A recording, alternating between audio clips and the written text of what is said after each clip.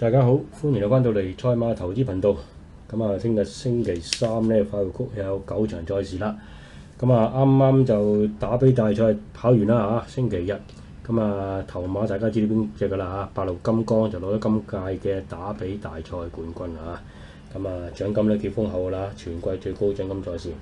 咁啊，講翻我哋付費頻道啦，咁嗰日咧就10場賽事咧，咁我哋都提供咗9場嘅即場嘅範圍馬，咁啊一共咧就有4條 Q、2條單 T、1條4連環嘅，咁同埋咧仲有一條11條嘅位置 Q 啊，4 Q 2 T 1 4連環11條位置 Q。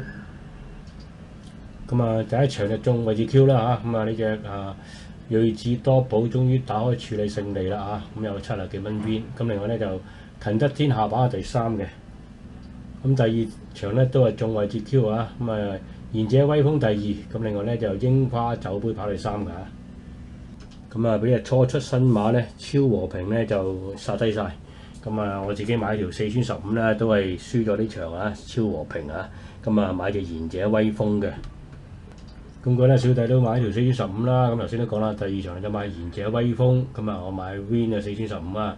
咁另外2場咧都係喺 B2 提供俾大家啦，咁個人好運啦，2場都中晒啦。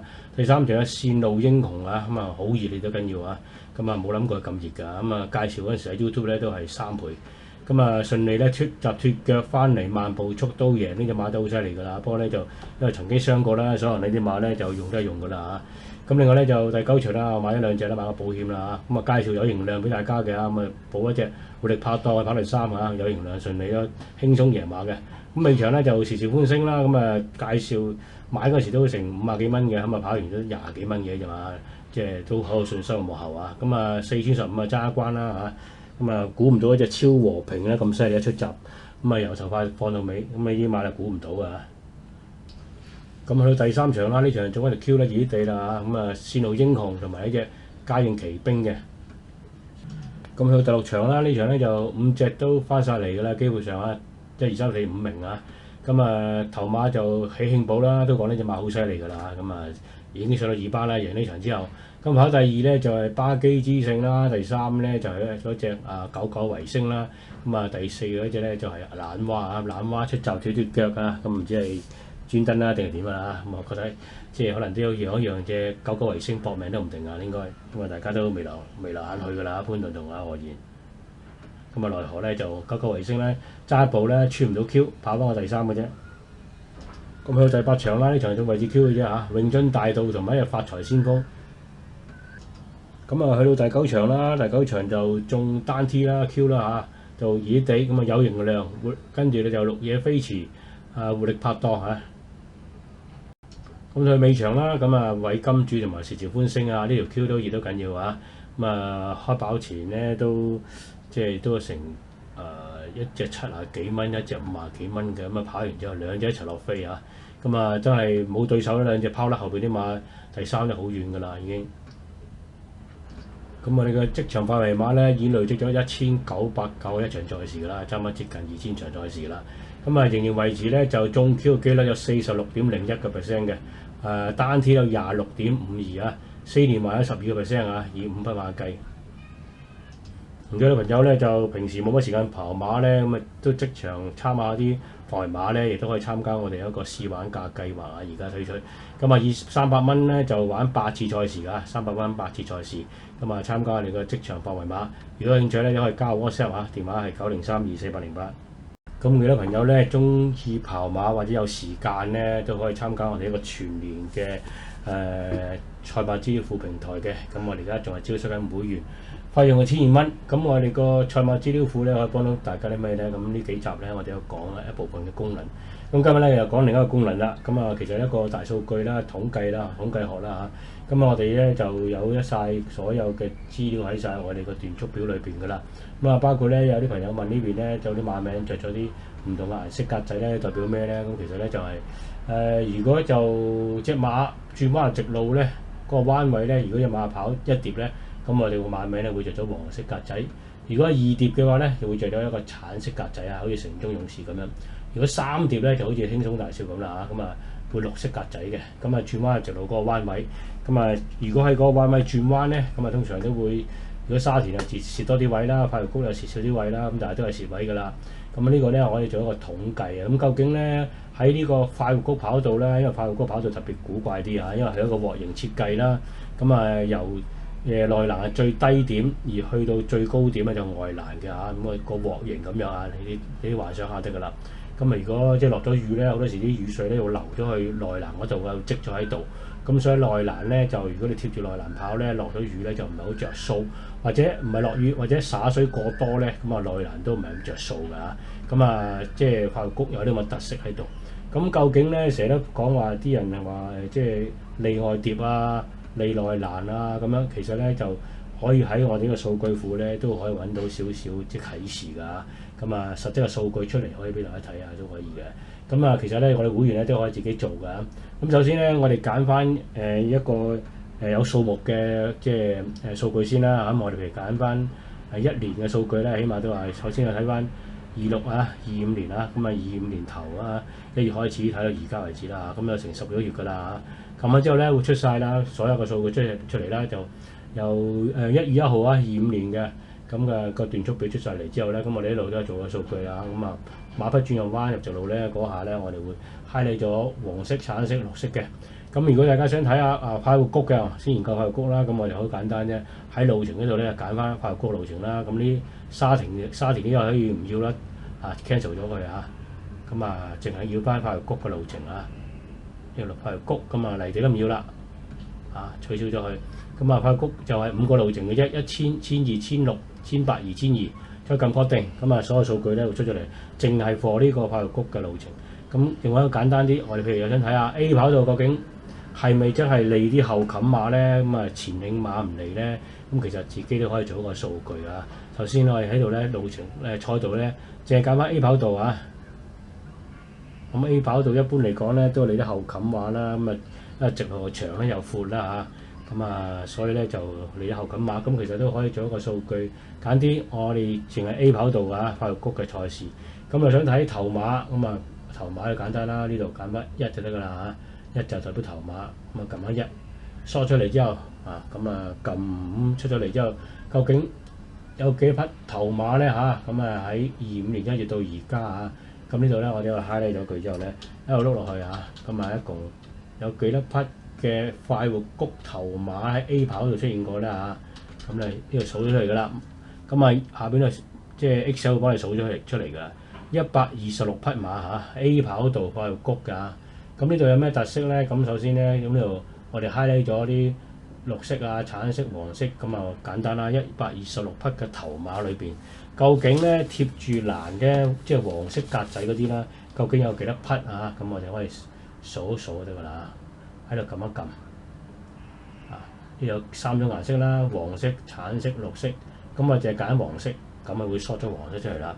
126匹馬裏邊咧，究竟有幾多匹係黃色馬咧即係貼住內欄翻嚟贏咗㗎。共有49匹49匹。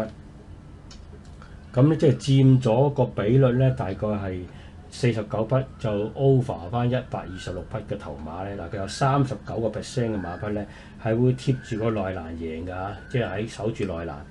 我哋再睇呢個數據啦。譬如二疊啦守住二疊嘅馬咧有幾多隻啦？我哋撳一撳，撳一撳橙色，橙色就代表二疊啦二疊出咗嚟咧，有幾多匹咧？喺度數落去highlight 咗之後咧，就有54匹嘅馬係二疊嘅，係比一疊多嘅話但係多唔係好多啦，咁多4-5匹嘅啫。大概咧有43%嘅馬匹咧就喺二疊贏㗎。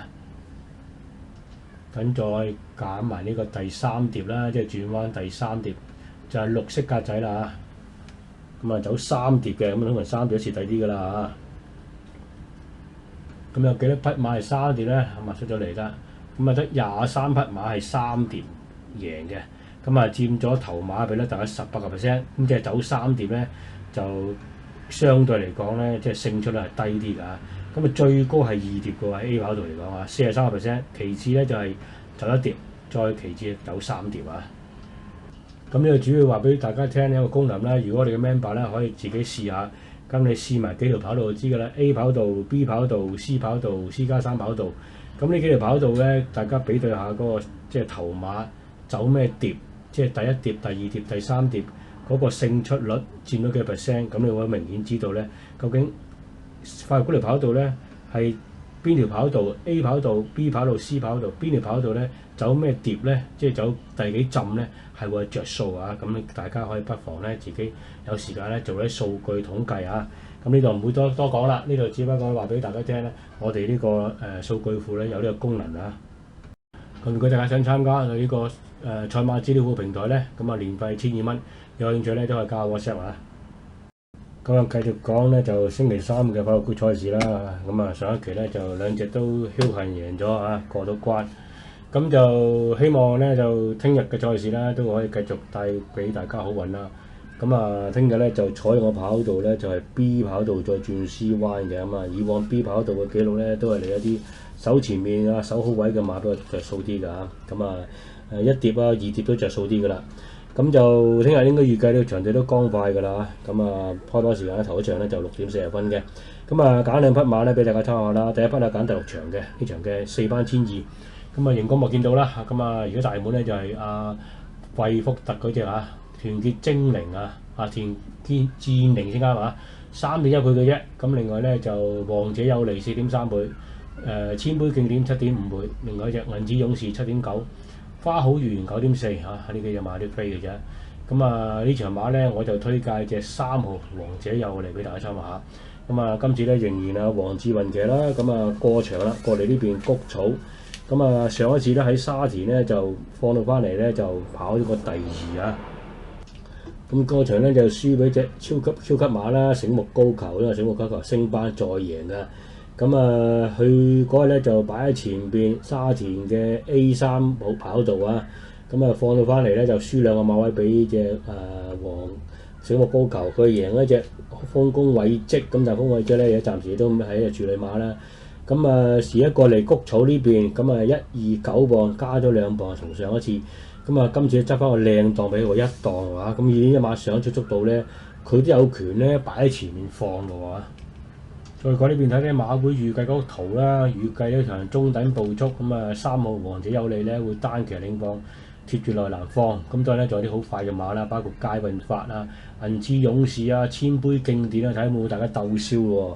如果鬥燒咧就冇乜運行嘅啫喎，啲幾多後上馬嘅啫喎。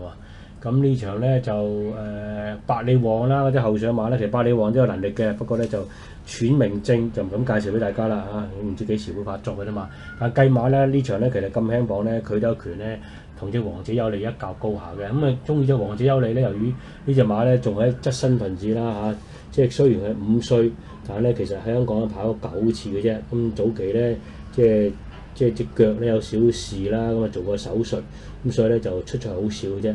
咁啊今季咧都係跑咗嗰3場啦，10月份跑咗一場之後休息咗成4個月咧，先出嚟跑翻場沙田嘅1400喺2月8號，跟住上一場縮翻去1200就已經有表現啦。咁啊希望呢啲咁嘅馬咧腳冇事啦，咁啊擺喺前面。照計呢啲馬咧都應該冇事咧，就盡量會博取成績㗎啦。鬥志方面咧都唔懷疑㗎啦嚇。咁啊跑完嗰場之後休息大概1個月咧，咁啊埋門咧就試過1000集，咁啊喺前面咧就放翻嚟贏啊，重化集啊1000嘅。咁啊呢場咧而家佢就唔係大熱門啦，咁啊仲有大概係4.3倍啊，咁我覺得都值博買下嘅呢隻馬。咁啊一出閘就叫好㗎啦嚇，咁睇下會唔會放得到翻嚟啦。4.3倍，因為就係對手咧都有一啲對手嘅嚇，頭先講其中一隻百里王啦，就係擔心佢個喘鳴嘅啫嚇。咁呢隻馬15倍其實都可以搏下嘅呢隻馬，不過就唔敢介紹俾大家啦。咁啊最多係拖下腳啦呢隻馬，計馬有能力嘅嚇，百里王。咁另外咧就團結精靈，就估計佢都會搏嘅，但係我覺得未必可以跑贏嘅3號，我覺得佢啊。咁啊王者有利，咁啊介紹一匹王者有利第一匹。咁至於另外一匹馬咧，我揀第7場嘅，咁啊亦都係啲1002馬啦，4班嘅嚇拆組。咁啊而家熒光幕見到大滿咧，上一次贏得輕鬆嗰隻踏雪尋梅啦，咁啊潘頓繼續踎上去，偉大嘅馬，咁啊上一次就終於開齋贏咗馬啦。咁咧佢就贏兩個幾馬位，贏日遲千里㗎。咁呢場咧就同場啦。咁贏咗馬之後咧，當然加磅啦，125加134都加咗幾多喎，9磅我加咗。咁啊睇下可唔可以消化到啦。今次又排咗個11檔，咁啊上一次係中檔7檔，咁啊11檔咧入邊有啲馬會頂頂佢嘅喎嚇，包括咧就8檔咧日馳千里啦，咁我都會快噶嘛嚇。總仲有咧就係嗰隻妙玲瓏都會快㗎啦4號啊，所以呢啲組段可能會俾人頂頂嘅。咁而家就亦都緊要啦，位置係1.0嘅啫嚇，Win 就4.2。咁另外咧就維港激流9.5啦，日馳千里7.1啦。咁另外咧星神千歲5.6，天下寵兒8.1，加州得力8.4啊，都有成5、6匹馬咧，唔夠10倍嘅。咁呢場馬咧就我推薦咧就賀賢嗰隻星神千歲。咁啊，今次咧仍然啊奧爾文騎啦，仲有一隻處女馬嚟㗎。香港跑8次好少嘅啫。咁啊上一場咧就跑沙田1400，咁啊輸俾有型人。咁啊冇得解釋㗎啦，騎師位都冇乜點解釋到。咁啊較早前喺沙田1200咧都上名，輸俾跨境駿馬同埋超拍檔㗎。咁啊輸好少嘅啫，1200嗰場輸大約半個身位㗎咋。咁啊睇嚟睇去呢隻馬咧，暫時都以1200比較好啲少啊。咁啊，再推遲早少少咧，就11月嗰時咧，谷草千二咧就輸俾當家精彩啦，幸運愉快啦兩個馬位。咁啊跑咗8次，一個亞軍，兩個季軍，咁啊成績一般般啦。咁啊跑咗嗰場千四之後休息1個月咧，就埋門咧做一個大集。咁就呢個奧爾文斯嘅谷草千二一放到底贏3馬位。咁啊跟住咧就試一個細集啦。咁啊一手都係奧爾文摸住㗎啦。咁啊呢啲馬咧就有賠率啦，暫時嚟講5.6倍。咁我又未開齋處女馬，我覺得呢啲馬咧鬥至到佢旺盛少少㗎。咁呢隻咧就馬會預計俾人頂出邊3條啊，咁啊踏雪尋梅咧就埋到嚟㗎嚇。咁啊天下寵兒都會俾人頂嘅。咁呢隻馬咧唯一變數咧，今次呢隻馬體重咧重咗16磅喺呢度見到星神千歲。咁啊呢啲後生馬咧4歲咧重咗10幾磅咧，亦都係一個好嘅先兆嚟嘅。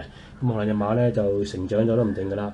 咁啊休息32日，咁啊例課照做啦，跳咗4課，咁啊游水24課，正常嘅操練。咁隻馬都增咗磅10幾磅啦，希望有一個好先兆啦嚇。咁啊介紹呢匹星神千歲。咁啊兩匹馬咧，大家可以買少少 win pay 啦，睇下又可唔可以過到關啦嚇。呢隻馬而家有5.6倍㗎嚇。咁啊另外一隻頭先嗰隻咧就王者有利咧就4.4倍，咁啊都有少少分頭啦嚇，買條2穿3連日獨贏位置過關嚇。咁今日咧就同大家分享到呢個位置啦。如果喜歡嘅頻道可以撳一撳訂閱掣，喜歡條片就俾個 like 我哋當支持。咁啊多謝大家收睇。